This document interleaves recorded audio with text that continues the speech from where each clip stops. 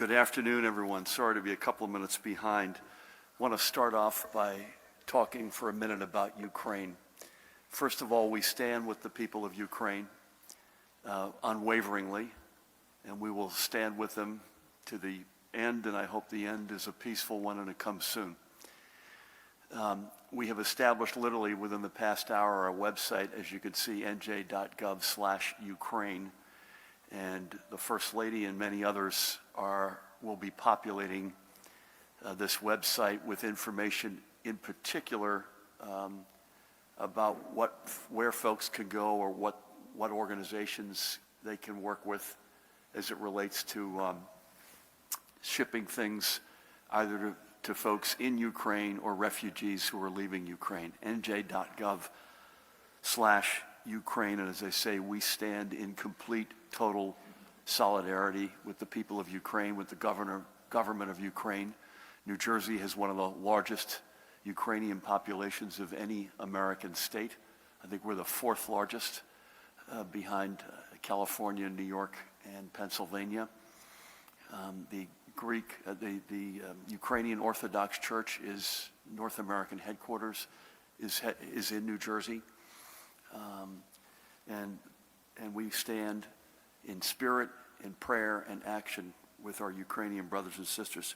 Secondly, I cannot resist the moment to call out the thug Vladimir Putin and his kleptocracy, this war of choice. This is insanity, absolute animal, and deserves the condemnation that the world needs to bring down upon him.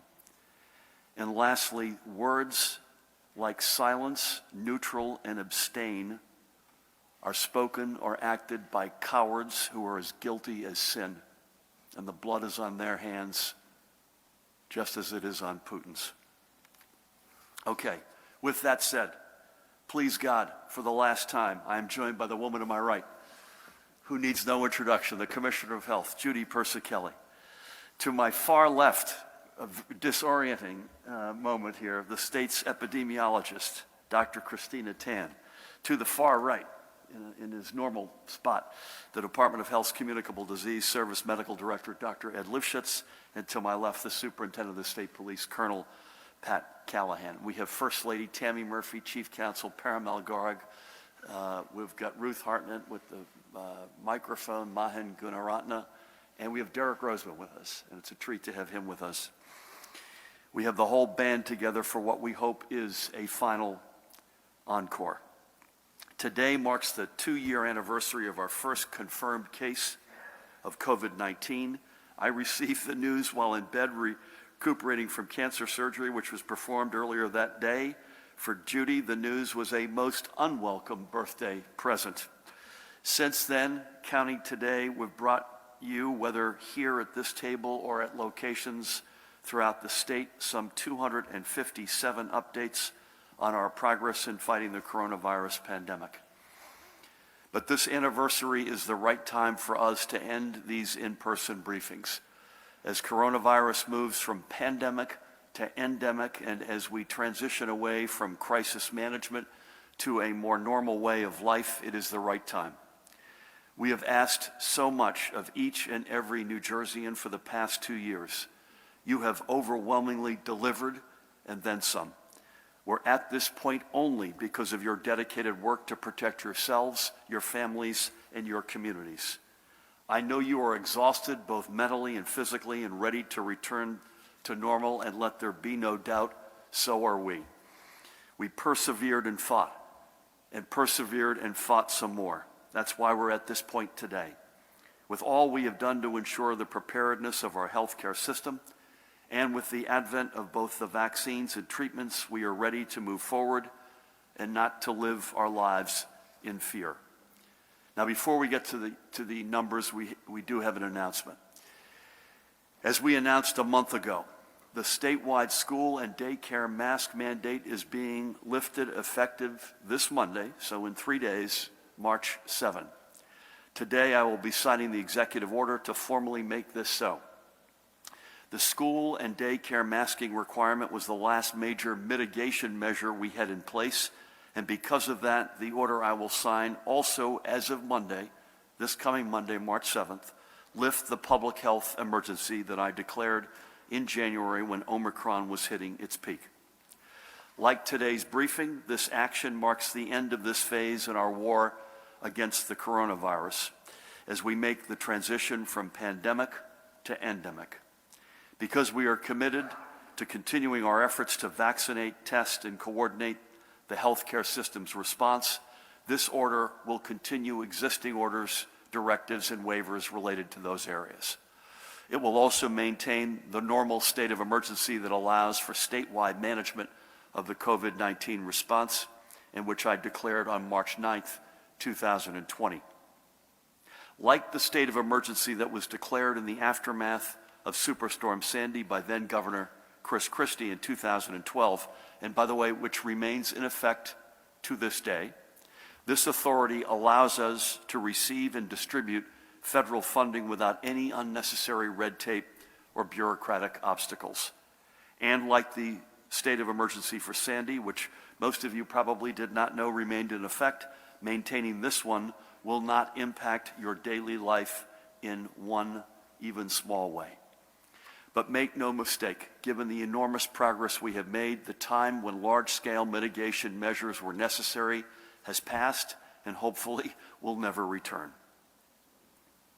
Switching gears, I want to give a quick shout out to these two guys, members of the U.S. Paralympic team from New Jersey preparing for competition in Beijing. Sled hockey defenseman Josh Pauls on the left from Greenbrook, and Franklin Lake's Jack Wallace, who plays forward on the same sled hockey team, on the right. We wish them and all of Team USA the very, very best. And with that, Judy, let's do our final run-through of the numbers. We'll start with a look at hospitalizations, which continue to tail off and get back to the levels they were prior to Omicron. And with newly reported cases, we're also seeing the positivity rate dropping down below 3% on several days, including under 2% today. Vaccinations, and importantly boosters, continue their sure and steady climb. Not as fast as we'd like, but they're going in the right direction.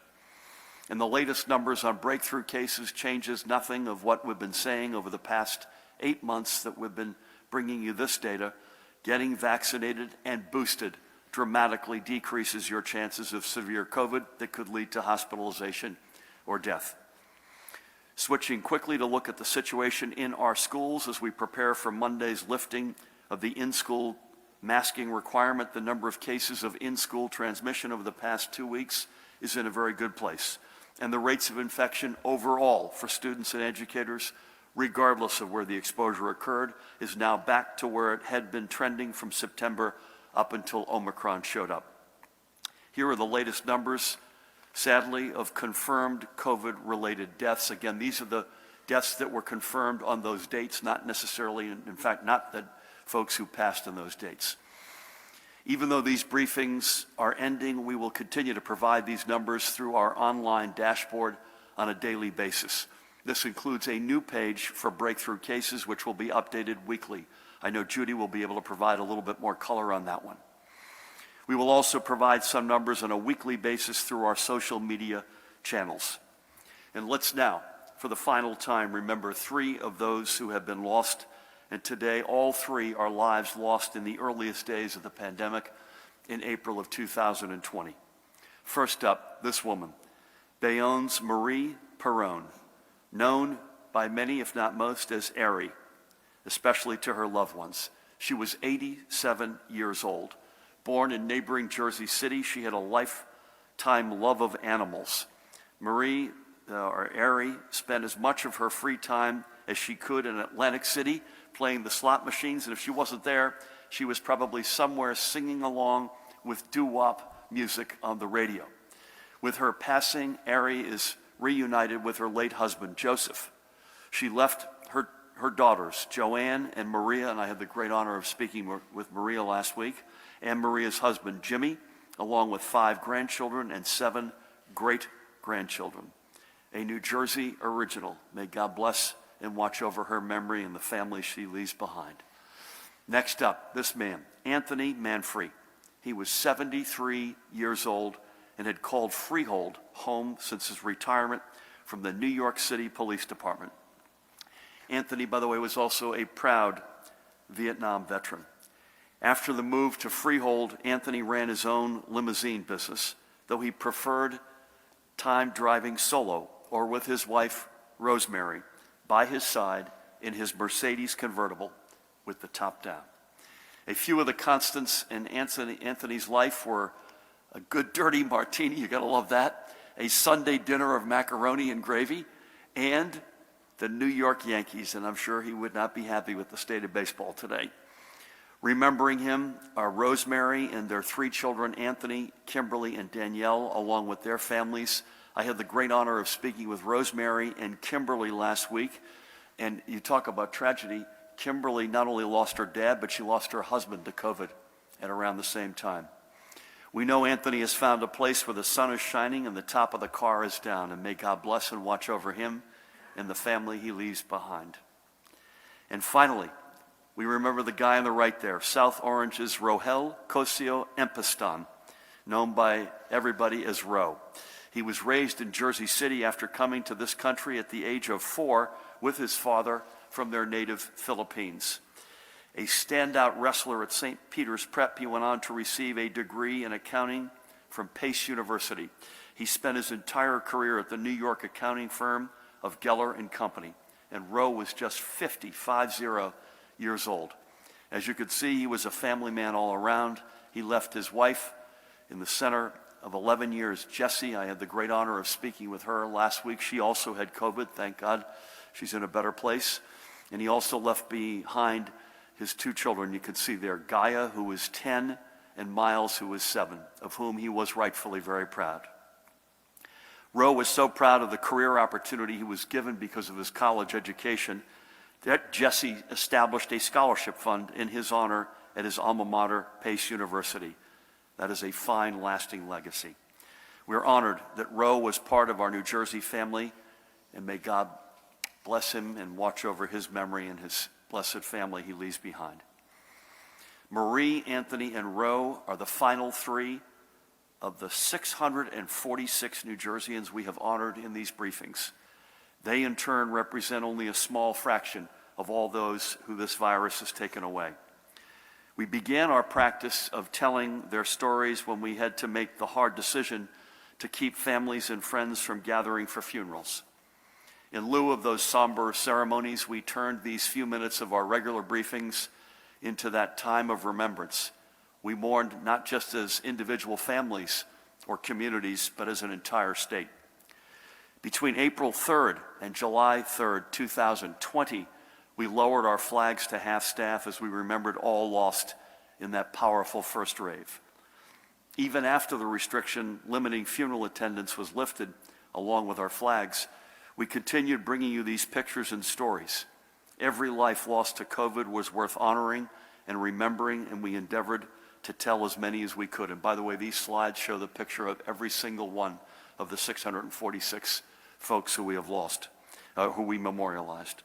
We never wanted any life reduced to being just a number, and so we were in that crazy position, and frankly, we are still in it, where you've got to make health decisions based on the numbers, the science, the data, the facts, but you could at the same time never let it only to be about numbers. We had to remember, and we have to remember, each and every one of these lives we've lost and the families they left behind. For all of these 646 folks that we have honored in these briefings, I have called each and every one of their families, speaking with well more than 1,000 family members. They told me stories and brought me in on inside family stories and jokes. Some calls were lighthearted, and we laughed together over happy memories, and many were brutal and somber, and we cried together over what had been lost. And all are forever in my memory and our memory. We honor them still. We honor each and every single one. Hard to believe. Of the more than 30,000 lives we've lost. So for all of them, let's do one final moment of silence.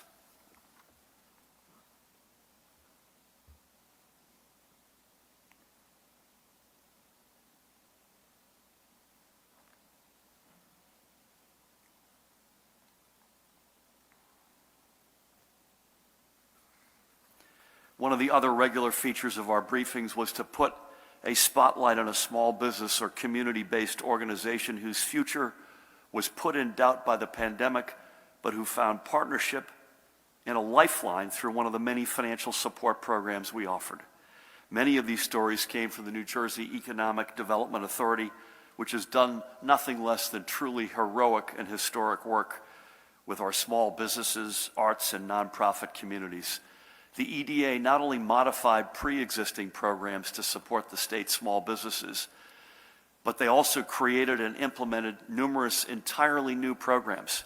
In total, the EDA injected nearly $850 million into small businesses up and down the state. All in all, they awarded more than 80,500 grants. And their innovative and groundbreaking Sustain and Serve program, which by the way became a national model, drove the purchase of more than 4 million meals from hard-hit restaurants, which went to New Jerseyans experiencing food insecurity. Perhaps more than anything, Sustain and Serve was our greatest win-win. But others also contributed greatly to our economic response and recovery. The Department of Labor created its Return and Earn program to pair unemployed workers with small businesses looking to fill the positions they need to fill, to grow, to thrive, and lead our economic recovery. Employers received up to $10,000 in wage subsidies to hire and train new employees, and in turn, new employees received a direct $500 return to work benefit. The Department of Community Affairs put $2.6 million into grants delivered through its Neighborhood Preservation COVID-19 relief program that helped downtowns stay open and stay welcoming. And the New Jersey Redevelopment Authority's $6 million Small Business Lease Emergency Assistance Grant Program assisted more than 1,000 businesses located in the 64 communities in which it works. We've brought you 154 stories of businesses we partner with to keep them open, creating jobs and serving their communities. And just as importantly, I hope we inspired you to support the local small businesses in your community. Bear with me 1 second here.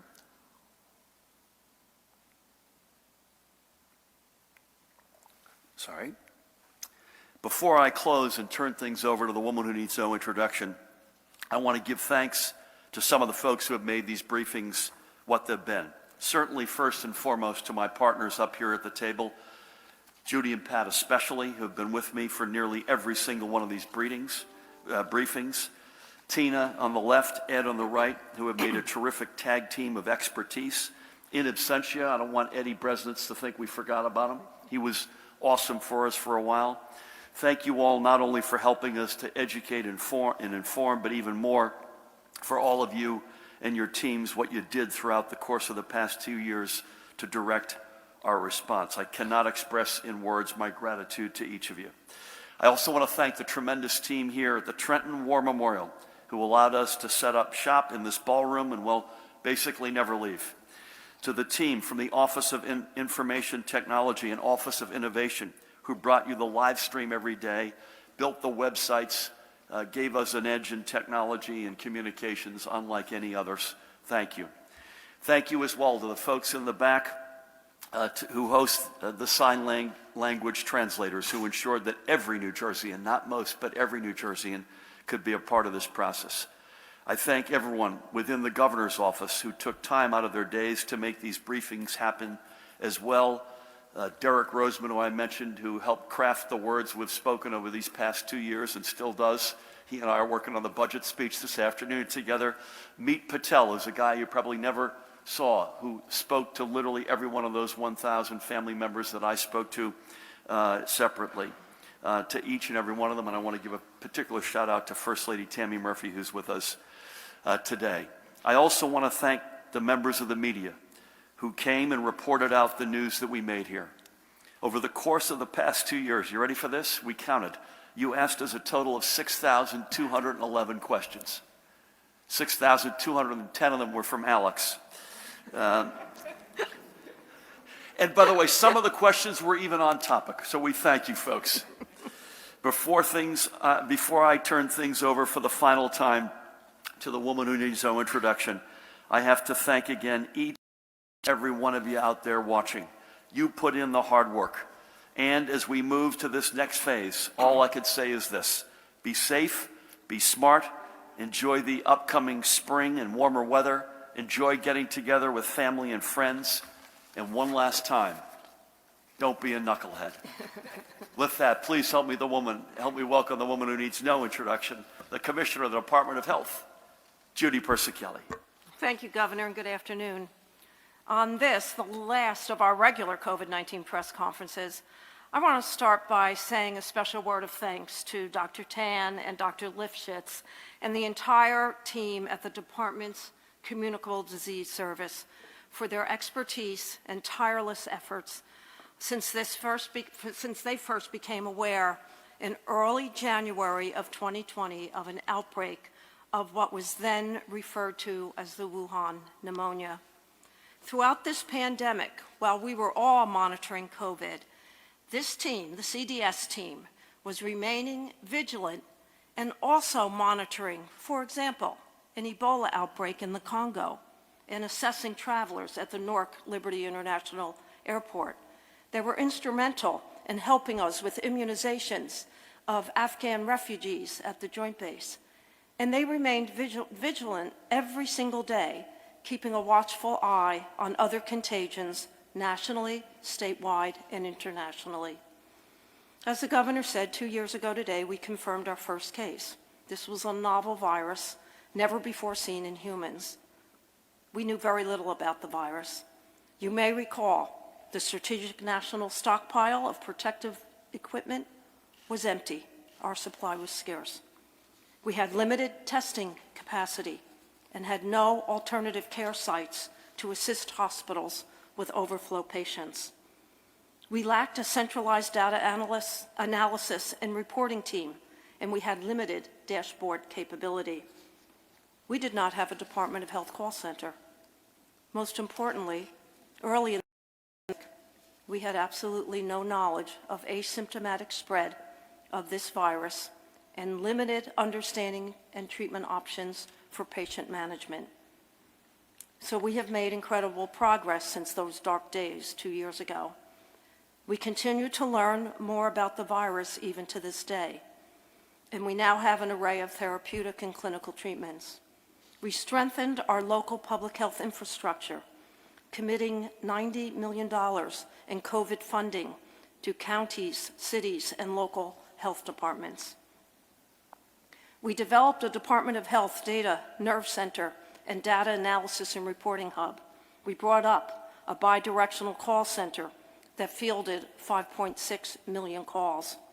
We learned the value of partnerships at the federal, state, and local level as we augmented public health investigation capacity. And with the support of the Army Corps of Engineers, we stood up alternative care sites, including 3 field medical stations and multiple hospital-based sites. We followed the science and made decisions based on data and always through an equity lens, recognizing that social determinants of health disproportionately impacted communities of color. We learned the resiliency of our healthcare partners. We learned the overwhelming importance of clear communications, engagement with stakeholders, and arming the public with information and education. The result of our efforts have been one of the best vaccination programs in our country.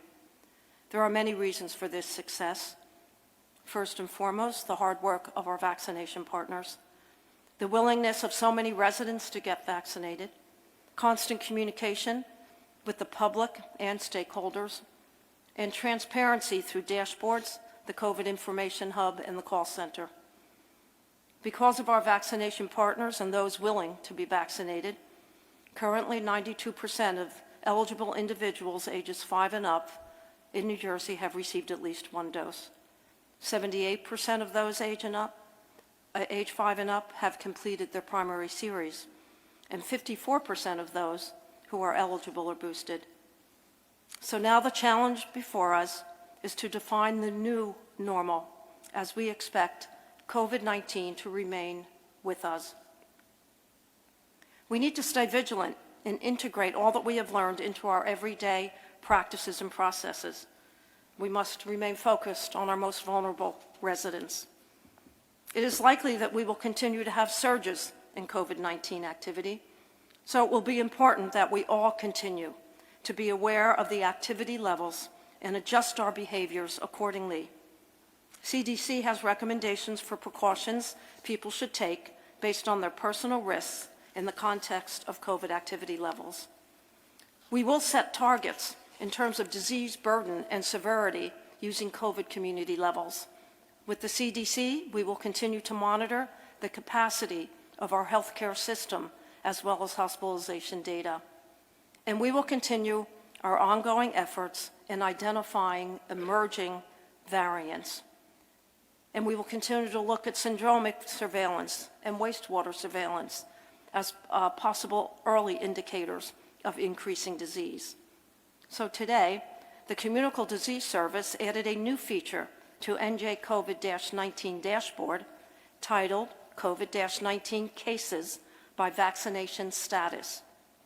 The new page under the Case and Mortality Summaries tab displays weekly COVID-19 case, hospitalization, and death rates for unvaccinated persons, those who have completed their primary series, and those with a booster dose.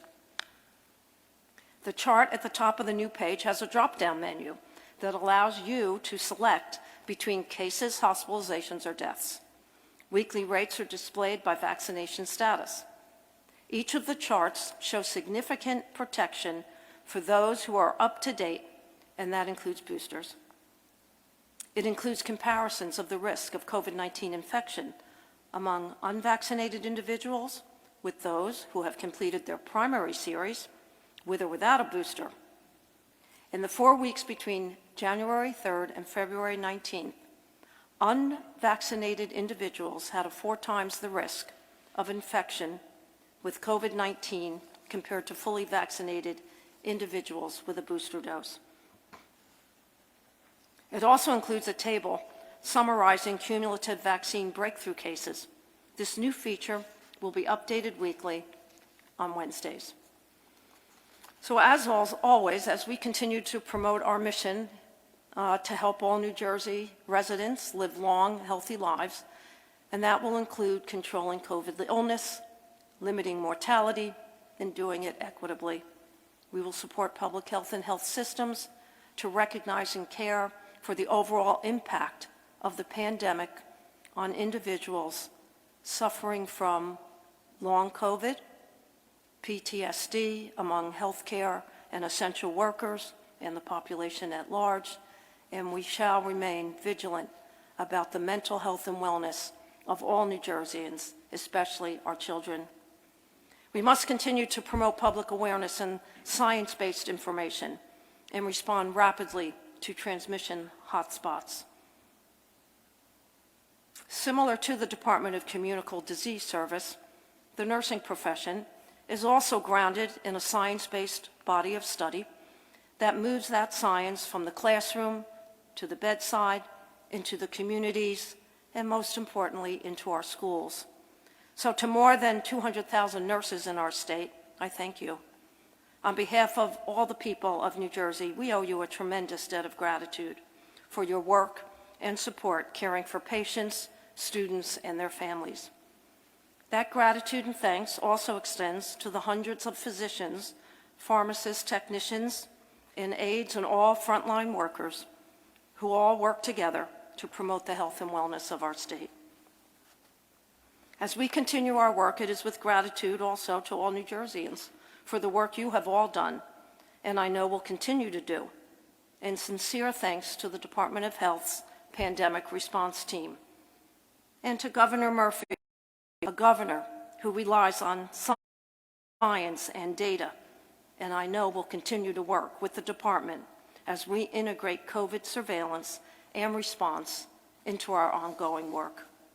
We'll never forget the tragedy of this pandemic and the lives lost and the family and loved ones impacted, including members of our own Department of Health family. However, at the same time, we will be reminded of how the pandemic brought out the best in many of us, demonstrating our collective interest in protecting the public, particularly among the most vulnerable, and also our unrelenting, ongoing resiliency. So now, lastly, please remember, continue to wash your hands frequently, practice respiratory hygiene, physically distance, stay home when you're sick, and get vaccinated and boosted to protect yourselves, your families, your friends, and our children. Thank you. Judy, a tour de force on behalf of your fellow 9.3 million members in your New Jersey family. Thank you for everything. And I would underscore as well two comments. Number one, thanking the healthcare workers. Judy, remember, is the first nurse ever to serve as health commissioner in the state of New Jersey's history. Instead of all the nurses and more broadly all the other healthcare and frontline workers. And secondly, the notion that this has brought out the best in so many. Let's never forget that as well. Thank you. Okay, Pat, and a little bit of Judy. I have to say this. I know your brother, Matt. He's one of the team at Operating Engineers Local 825. I've seen him all over the state. I only recently learned that he and his buddies at 825 have never missed a briefing. That's true. And they watch it usually from Ron's Landmark and Netcom. So to Matt and Ron and the whole crew, huge thanks. That's pretty incredible. And if that weren't enough, I also learned that one of Judy's dreams in life is to ride a bulldozer.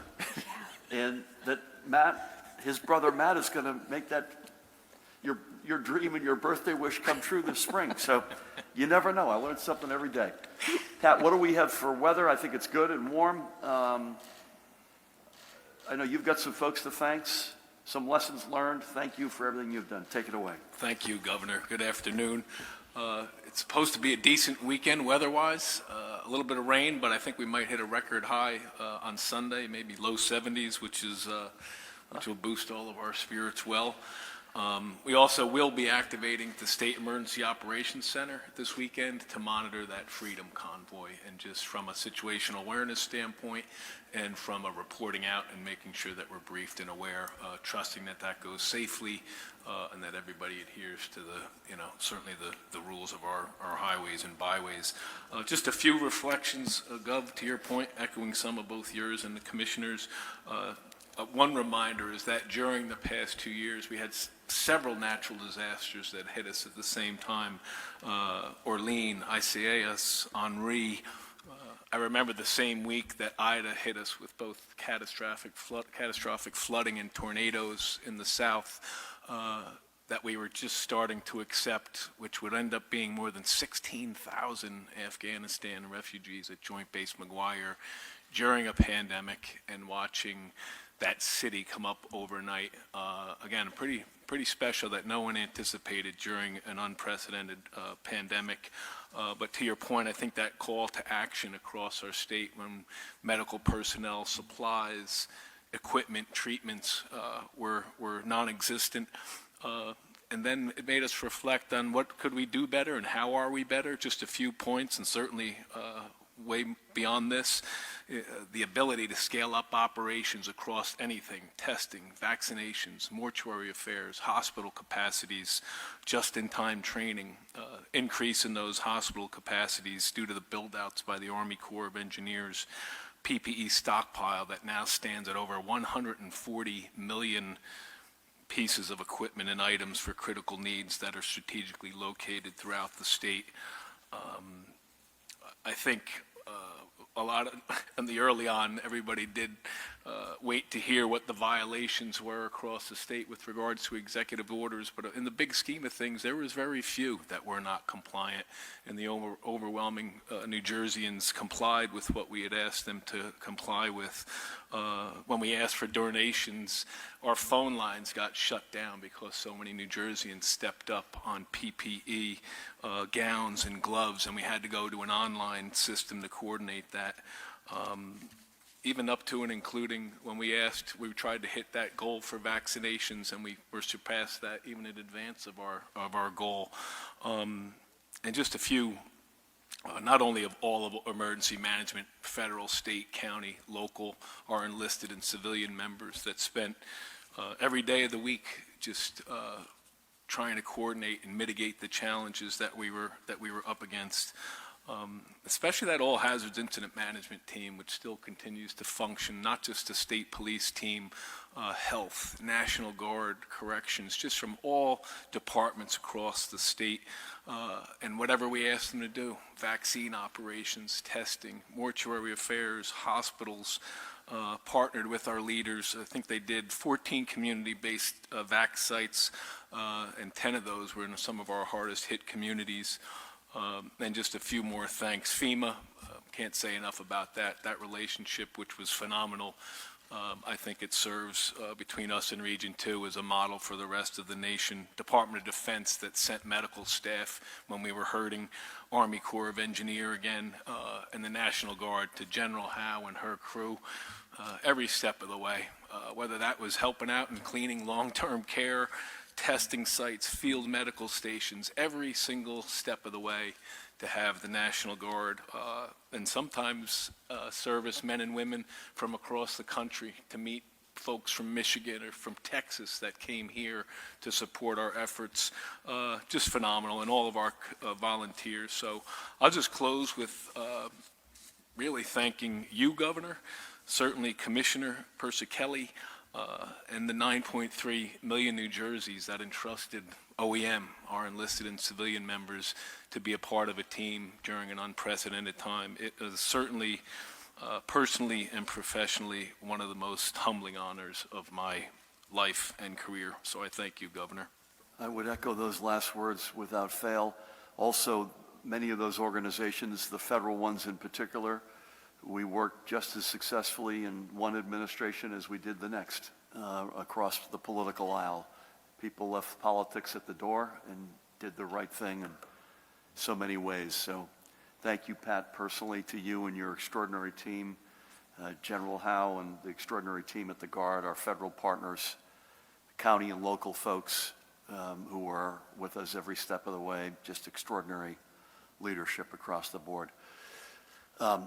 I haven't thanked him in a while, but I also want to thank publicly George Helmy, Chief of Staff in my office, who's been an extraordinary leader during this every single day, every single step of the way.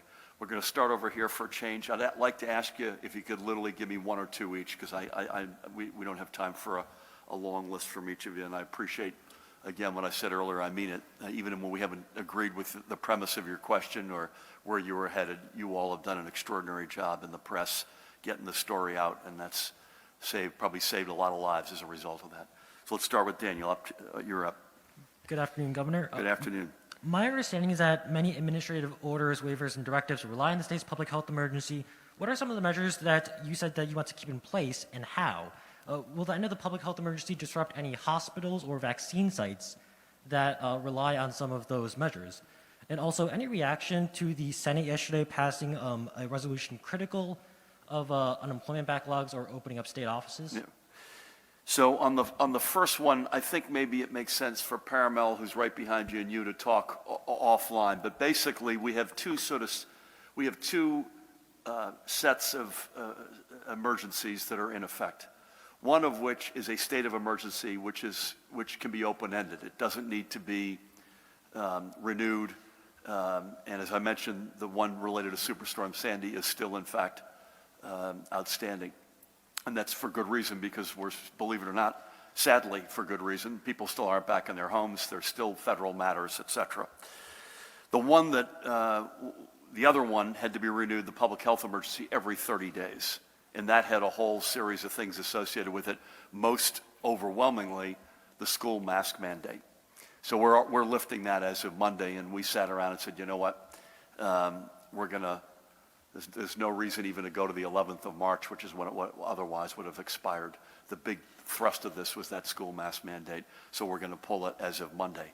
But to allow Judy and Pat and others to continue vaccination programs, testing programs, again, eligibility in a non-bureaucratic way for federal funds. We want to make sure those elements are still in place, and that we will accomplish that by this. Listen, there is an enormous, and there has been an enormous amount of frustration by folks who have not been able to get to a positive resolution on their unemployment claim. And I hear it all the time. I hear it on Ask the Governor. I hear it from men and women on the street. I hear it through the commissioner. There's just no question about that. And if folks are out there frustrated because they do not have a rightful resolution, I'm frustrated with them. And so I get that completely. I know the commissioner, Robasera Angelo, is committed to getting all of these claims resolved one way or the other. Some of them are very complicated. As I've said this many times here before, these are a lot of they're very rare. Is there a broad system or a broad category challenge? I know there's a human nature thirst to having a physical presence across the table from you. I don't know that it shortens at all the resolution of the claim, but I do know there's a human nature sort of comfort from that. And I think we'll have the unemployment function back in our one-stops effective, I think, March 28th of this month, so three weeks from Monday. And we'll continue to work with the legislature. I don't think any state, this is no solace to somebody who's frustrated and it has not been resolved. There's no state that's batted at a higher batting average or done this more efficiently than New Jersey. I know folks hear that and say, oh my God.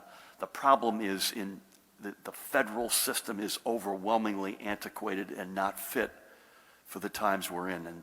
And we're one of the few states in a pilot with the feds to try to get that as updated and refreshed as possible. Thank you. Brent. Good afternoon. Does the end of the health emergency mean the remaining mask mandates in state government buildings, health settings, and transit are gone? If it's passed, would you sign the new bill that would end the self-serve gas ban in New Jersey and allow a hybrid model? And do you have any personal investments with ties to the Russian government? On the last one, we do not. So we can take that off the list, thankfully. Listen, on self-service gas, that's been sort of a political third rail in New Jersey, which I have historically not crossed. But I think given that gas prices on average have now gone over $4 a gallon, I'm not necessarily signing up for that because I need to understand what impact it would have on that. But I will say more broadly, we're committed to finding any way we can make this state right now, particularly given this crisis and this war of choice by the thug Putin, any way we can make this state more affordable. I meant to say this, by the way, and sorry, on the mask mandate in state buildings, yeah, I think you should assume that's going to be dealt with sooner than later. I think we want to get through Monday in the school mask mandate, but in the state buildings, it's why we're still wearing them when we come in and out, because this is a state building. But I don't think you should assume. I don't want to make news, Judy, but I don't think that's going to last a whole lot longer. You didn't ask this, but you mentioned it. We're incredibly proud of New Jersey's role in the Afghan refugee reality. Just to reiterate, I'm proud to be wearing the Ukrainian flag beside the American flag. I sent a letter to President Biden raising our hand. I want early on for the president and his administration to know we've done it, we did it successfully, and we'll do it again for our Ukrainian brothers and sisters. Thank you. You good? Do you have a question? Yeah, please. Just two. What do you think of the fundamental changes COVID has wrought on... So I can't, sorry? I'm sorry. What do you think of the fundamental changes COVID has wrought on New Jersey's workforce and their quality of life? And two, now that you're entering the endemic phase, are you going to begin the examination you've been promising to do what went wrong in long-term care? And if not, when and how long do the case numbers need to go before we do the study? Yeah, I don't have a precise answer, but we've committed very much to doing a postmortem, and that will include long-term care. We hired a firm, by the way, back in April or May of 2020, a Manat firm, to do an independent assessment of where we were deficient in terms of laws, executive orders, behavior in our long-term care centers. That's almost 2 years ago. We actually already did that. And Judy, to her credit, took a lot of courage to do that because you're holding a mirror up to the state and I've signed a lot of laws and executive orders since then as a result of that report. But more broadly, as a postmortem, I don't have a specific. By the way, I'd love to say that we're by our last briefing, this is over. It's come to an end. It's not, right? So we think we can responsibly live a normal life with COVID. But an endemic means it remains in our midst. The flu is still with us 104 years after the pandemic of 1918. Your first, how did it impact the workplace? What do you think of the fundamental changes COVID has wrought on New Jersey's workforce and the quality of life? And quality of life? Yeah. Yeah, I think it's to be determined. I ask corporations, universities, I ask our own teams, nonprofits, other institutions, what does work look like going forward? And I think it is to be determined. I think there's largely going to be a back to work, but I think there'll be a flexibility, if I had to predict, that will be with us for a while, if not forever. That would be my early sense. Thank you. Elise, good to see you. Thank you. What is your view of legislation that would preclude New Jersey from having any business interactions with Russia? Thank you. I'm strongly in support of it, without the specific opining on the, or opining rather on the specifics, strongly in favor, and I give Senator Paul Sarlo a huge shout out and a lot of credit. Between that prospective bill, which really, Paramount, if you correct me if I'm wrong, has overwhelmingly to do with how we invest in pension funds and at the Investment Council. Between that and the Executive Order 291 from the other day, which I signed, which instructs every aspect of the state to review any Russia-related licenses, contracts, other relationships. We want to take the relationships with anything Russia to zero, literally to zero. Some of that's more easily said than done, but that's our objective, and that's where it's going to end up. And by the way, let me just say this, that there is evidence that there are literally tens of millions of Russian people who do not support this war. So this is not directed at Russian people, it's directed at the Russian regime under the thug Vladimir Putin. Alex, I think, is this gentleman beside you got a question? Are you good? Okay, he's with you. Okay, Alex, good afternoon. Good afternoon. Commissioner, you said earlier that you were on the lookout for surges of COVID-19. At this point, with the numbers so low, what would a surge of COVID look like, numbers-wise, and what kind of actions would you take to mitigate that? Are we going to be going back to any sort of masking, lockdown restrictions in a relatively small surge? Colonel, since you're head of OEM, what was the condition of the pandemic response plan in March of 2020 when you presumably first looked it up? And have you updated that plan? If so, how? Governor, One more. Governor, I've consistently asked you if you feel you've made any mistakes. Since you've only said that you wish the Trump administration told you sooner about the severity of this thing, do you have any regrets? Do you regret mandating that COVID patients be allowed to go back to nursing homes, sending thousands of them to their deaths? Do you regret the failures in the unemployment I got your system? question, Alex. Thank you. Ruth, we're good there. Don't say stuff, Alex, that you know is false. So we didn't quote unquote send people back to their death. What do you get out of that? Judy was crystal clear. I was crystal clear, and when I say crystal clear, about the protocols for folks returning to long-term care, and you know that. So let's have a responsibility here. You know that we said you needed to be in a separate floor, wing, or building, that the staff who took care of you had to be segregated as well into that same floor, wing, or building. And you know that we also said if you could not accomplish either of those, raise your hand and tell us, and we will help these folks find their home. Judy also reminded us way back when that these were their residences. This is where they lived. This was not like they were going by choice to a hotel or something. So you know how that worked, and my answer beyond that is where it is. Pat, any comment on OEM update plans, and Judy on surges? We annually update what we call our emergency operations plans, Alex. I think the lessons from H1N1 and from Ebola have us constantly and continuously, but if offline, if you want to either stop up at my office or go to the Rock, I'll take you through what that process looks like. That's probably worth doing. And Judy, anything on what you think a surge looks like? In fact, we had this conversation earlier today. I think, may I just say this, that this is a very good question. There will be surges, just like there are with the flu, right? Ed referred to what a bad flu season looked like a year plus ago, or almost a year ago. And so please, Judy. So we're going to look at our Cali scores, and also the CDC has put out a new scoring model that looks at cases per 100,000, hospital capacity, and staff beds in our hospitals.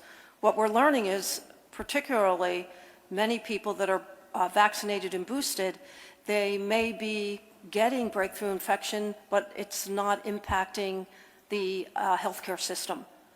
So at the end of the day, if we can take care of people in their homes through primary care, and the healthcare system is not overburdened, we would not have to implement anything significant. But if the healthcare system becomes overburdened, for example, if the staff beds are an issue because the healthcare providers are getting sick, then we would have to make some accommodations. So we'll continue Cali and CDC.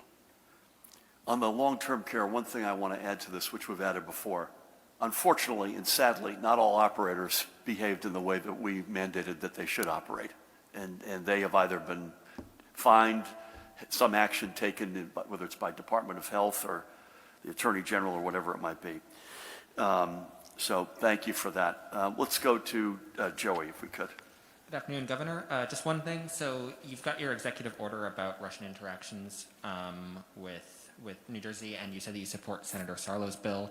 Do you think that those two actions combined are sort of enough to deal with New Jersey's role in this interaction? And if not, what else might you plan on doing legislatively or with your own colleagues? Yeah, it's a good question, and I'll give you an incomplete answer. We're looking at everything right now. So that website is going to include how you can donate, how you can help. We're, as I mentioned already to Elisa's question, bringing the whole range of potential relations, whether it's an investment, a contract, or whatever, with Russian entities to zero. We've been back and forth on roles that we can play more broadly. I'm going to be at a big Ukrainian community center tomorrow. Strengthening the community here, spending a fair amount of time with diplomatic representatives privately, both praising and criticizing votes that have been taken. As a former ambassador, I guess I've got a speck of credibility in that respect. But I think it's fair to say, and Pat's been a part of this, we're going to continue, Tammy has been a part of the donation side, we're going to continue to try to figure out any steps that we can take, including accepting happily, not happily because of the root cause, but happily in the sense they've got to go somewhere, refugees, and all that would go with that. For instance, Judy and her team played an enormously important role with the Afghan refugees. You'd have Department of Education involved in a big way. You'd have probably our military bases, National Guard, State Police, Human Services. So there'd be a whole range. So we're looking across the board at all of that. And I mentioned earlier, in response to sort of, again, partly to Elisa's question, affordability, which was an issue before this invasion, has now become an even more acute challenge, and we're kicking the tires across the board on that. I'm told that's Katie, but I can barely see you. Hi, Katie. Hi, Jim. Has New Jersey received any of the new treatments in pill form that can be prescribed to people who test positive? Are any New Jersey sites going to be part of the test and treat program that President Biden announced on Wednesday? Yeah, the answer in the second one is absolutely. I don't know that we have a number yet, but test and treat will be, when it opens, I think Jeff Zients at the White House said there would be hundreds of locations nationally, so we would get our, if New Jersey's fair share usually is you take 3% of whatever the American amount is. So if it's 300, my guess is we'll have plus or minus 10. How about these are the new antiviral pills and whatnot. Have you got any update on that, Judy? Well, we do get our fair share. We get an allocation. We've identified areas within the state, throughout the whole state, that have the full regimen of therapeutics. As you know, some were not as effective against Omicron as we would like, and then others were more effective, and that became somewhat scarce. I also just recently got a report that Evelshade, which is for immunocompromised transplant patients, perhaps patients with multiple sclerosis, that we do have an adequate supply in the state. And we're hoping that physicians will make sure that their patients that are appropriate for Evelshade take advantage of it. Thank you for that. Thank you, Kenny. Ken, with my favorite mask. For the record, I also have one of my home states, so.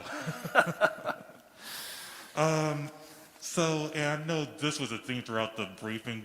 How will this experience help you for the next health crisis, and what lessons will you take in putting a plan together? Where are things in terms of closing the gap in the racial disparities when it comes to vaccination and testing?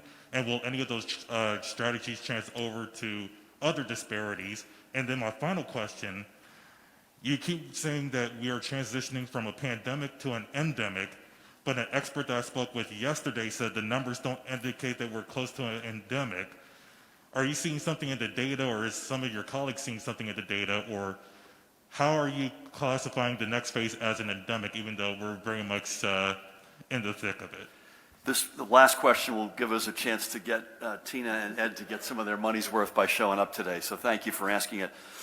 Listen, what have we learned and what can we apply to the next health crisis? My guess is that's a long answer that we're going to be building. Not only have we already built to some extent on it, but we're going to be doing that, I would guess, in the future as well.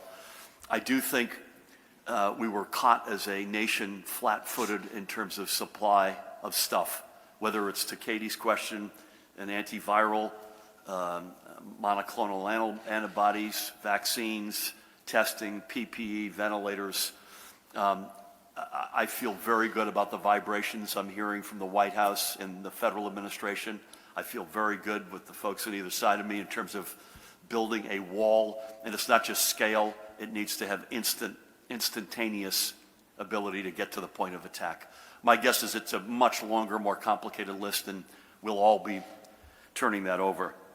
On racial disparities in vaccinations, we've made progress, but we're not to the point where I think Judy or her team or I would find acceptable. It's just a grind. We're closer on the Latino side than we are on the Black New Jerseyan side. It's a work in progress. We can get you the offline. We'll get you the details. I would think you probably agree with that? Yeah, we're about 17.5% of the individuals that have received vaccinations are of Hispanic, identify as Hispanic origin, and we're about 8.6% of the African American population. 8.6% of the individuals who got vaccinations identify as African American or Black. So we'd like that to be higher. Yeah, I mean, the 17.5 is up against about 20% in terms of the representation of the population. The 8.6 is up against 12-ish, That's right. I believe. So 17.5 out of 20 is better than 8.6 out of 12, and neither one of them is where we want to be. Lastly, Tina and then Ed, thank you to each of you and your teams for extraordinary service over the past 2 years. And by the way, it's not like we're shutting down and going home. You'll continue to serve. But any color or comment on pandemic to endemic, and then Ed, if you could. Sure. First, thank you, Governor, and to the Commissioner for your leadership over these last several years. And, we certainly appreciate all the support toward public health. I don't think a lot of people really understood what public health was, prior to this pandemic, and we really do appreciate that visibility. Same right back. So defining endemic, is still a work in progress. For example, as the Commissioner had mentioned, CDC had just recently modified its community transmission indicators to reflect a lot of the changing nature and changing elements of what has been going on during the pandemic. Now, for example, the CDC community indicators are more reflective of elements such as severity of disease, for example, because We have a lot of things that we now have now that unfortunately we didn't have at the beginning of the pandemic, such as an effective vaccine, such as a better understanding of how the virus works, better therapeutics, better treatment elements. That said, endemic, as we're trying to work out what that really means, the concept of living with the virus and learning to live with the virus, that really does encompass this ongoing need for us to take that personal responsibility in terms of, understanding our risk, recognizing that risk is a multifactorial type of concept to embrace, that we have to, take a lot of introspection as well to understand that in the context of what we understand of the science, because that really is the nature of living with the virus, being willing to be flexible, to adapt to, all the changes and the new information that we're learning about the virus so that we can understand what our personal risks are and then take those measures. We already know what they are, the everyday preventive measures, getting vaccinated, to take those steps to promote the healthy behaviors that promote a healthy community. Thank you for that, and thank you for your very gracious words. Same right back to you. Ed, welcome. Thank you. You've heard a lot about how we're in a much better position now than we were 2 years ago, and that is incredibly true. Everything from vaccination to treatments to understanding mitigation factors and what works and what doesn't work puts us in other natural immunity. We are in an incredibly better position than we were 2 years ago. As has been mentioned, we're moving from a pandemic phase to a more endemic phase. That doesn't mean that we're putting out a sign that says mission accomplished and the virus is gone and it's not going to cause us any issues or problems down the road. While we have 5% of the cases that we did from just a couple of months ago, we're still seeing 1,000 cases a day or so in New Jersey, which is still a lot of cases, and unfortunately people are continuing to die from this. Even, for example, in a supposedly much more mild Omicron surge, where in 2 weeks we saw more deaths than we'd see in a bad flu season. So the virus has not gone away. We do need to learn to live with it because we do not think it's going to completely go away, and that's what endemic means. And part of that means this. As Tina and has mentioned, it means learning to live with it. That means, to some extent, it becomes a little bit like the weather, or to put it a different way, tomorrow the weather is supposed to get a whole lot nicer, a whole lot warmer. To me, at least, it seems like we've had a very long, cold, dark winter, and believe me, I'm looking forward to some warm weather, putting away my coat, going outside, having a nice walk. But I'm not putting away my coat, I'm not throwing away my coat. I know that it may very well get cold again. We're only in the beginning of March, and I'm certainly not going to go for a swim tomorrow because no matter how warm it feels, it's not going to be summertime. The virus is like that as well, meaning there'll be times when it'll get worse, and we do expect it'll get worse, and at those times it'll make sense to take increasing some measures that people might take. You might wear your mask more often. You might be more careful about where you go. And other times, things will get better. And as things get better, it makes sense to relax measures, as we've been doing. It makes sense to go about as more of a normal life as you can. So there are a lot of things out there that are endemic. Lyme disease is endemic in New Jersey. Endemic doesn't mean gone. It doesn't mean that it is not going to cause us any issues again, but it does, at least to me, mean that we're in a much more controllable spot in an area where we can live much more normally with the virus, but we still need to pay attention. It has been said, eternal vigilance is the price of freedom, and we do need to continue to be vigilant when it comes to this virus as well as other things may come down the road. Ed, thank you for that. I seem to recall in that exchange we had a year ago that you had said a bad flu season was about 2,000 deaths in New Jersey, to the best of my recollection. If you look at the past week, we're running at about 3,500 if you just annualize the last week. Not confirmed, but the actual, what the hospitals are reporting. So again, and that's a bad flu season. Pat wanted me to say one thing on your lesson learned is enhanced IT data monitoring and reporting capabilities in real time to monitoring of evolving trends and status of our hospitals and healthcare systems. We're much more able to do what I just said and Pat wrote for me than we were before this thing. So as as has not always been the case, but has more often been the case. Dave, take us home. Thank you, Governor. With the school mask mandates about to be lifted on Monday, as we know, please recap the guidance that you want district leaders in schools across New Jersey to keep in mind once those masks become optional in a few days. Perhaps, Governor, you as well as the Commissioner could comment on this. What do you want them to remember, to consider, if and when there are COVID spikes in their communities or in their parts of New Jersey? And what do you want parents and students to keep in mind as well with regard to this? And finally, you've touched on this a bit. Are there concerns about a possible sudden emergence of some new dangerous variant that could bring us all back together again as one happy family? Thank you. Well said.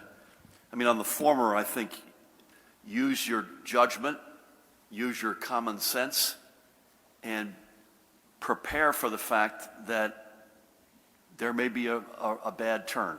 We don't see it at the moment. This kind of gets to your second question. We discussed the variant earlier. Judy, you should comment on this. The sequencing, I think, showed that we're sort of 3.5% of the cases. Nationally, 3.5% Nationally, of the okay. cases are BA2, which is subvariant. But higher in our region, We're right? higher in Yeah. our region. We're sort of something that looks a little bit more like 12%. But it does not appear to be more lethal. There's no evidence it's more lethal. Not yet. But you have to, so on schools, use common sense, enjoy the fact the mask isn't on the kids and the educator's face. Make sure you're keeping an eye on the local health reality where you are, which is why we've given them, the districts, the flexibility. If they said, listen, in this particular town or county, it's going south, we can put that back in place. God knows we don't want to do that. And I'd say the basic stuff, when you're inside, you start to be more cognizant, even whether it's a school or a bar or you're a restaurant, whatever it might be, than when you're outside. And I think everybody having sort of a willingness to accept that we don't know all that we don't know on this thing, and that we're going to try to navigate this together. And I don't know if there's anything else any of the three health experts want to say on the variant. It's something that I think all health officials are keeping an eye out on, whether it's this variant or other potential variants. This one does not appear to be any more lethal than Omicron, thank God. But anything else you want to add to that? I just want to remind all leaders, particularly school leaders, be vigilant, resilient, pay attention to the Department of Health's communications and recommendations, and stay in close contact with your local health department. Okay. So, oh, sorry, I didn't realize you were here. I didn't see you. I apologize. That's A-okay. Thanks for taking one last question. Dave, it turns out you didn't take us home. I know the state and federal guidance has been for those who are most vulnerable to listen to their doctors, but a lot of people have to work. What's your message to the New Jerseyans who are immunocompromised, who have to go out into society and who are feeling anxious about the guidelines that are being scaled back? Is it safe for them to work in our schools and hospitals? I mean, that's a question that is for health experts. I think they've got to be very careful, I would think, Judy. Someone who's immunocompromised, the good news is, Ed kind of alluded to this, and Tina as well, the good news is it's a lot better than it was, but it's not at zero. And I would say if the advice to everybody is use your common sense and think this through, what's responsible behavior, it would be even a more acute recommendation for folks who are immunocompromised in those settings in particular. Judy? Yeah, I think if you're immunocompromised, work with your healthcare provider. Make sure you mask up, stay away from, get vaccinated and boosted, and if necessary, if that is not boosting your immunity, talk to your doctor about Evelshade and whether you're a candidate for that, and be careful. You will be at risk. There's no doubt about it. So on behalf of Judy and Pat and Tina and Ed and Tammy and Paramel and Derek and Mahan and Aliana and Alex, Ruth, the whole team, thank you all so much. Keep doing the right thing, folks. God bless you all by the millions. You've come through this together, and it's thanks to you that we're able to say at this point this is the last COVID briefing we're giving. It was mentioned earlier that it is the woman who needs no introduction's birthday. And Callahan and I have, not surprisingly, got a little something for you, Judy.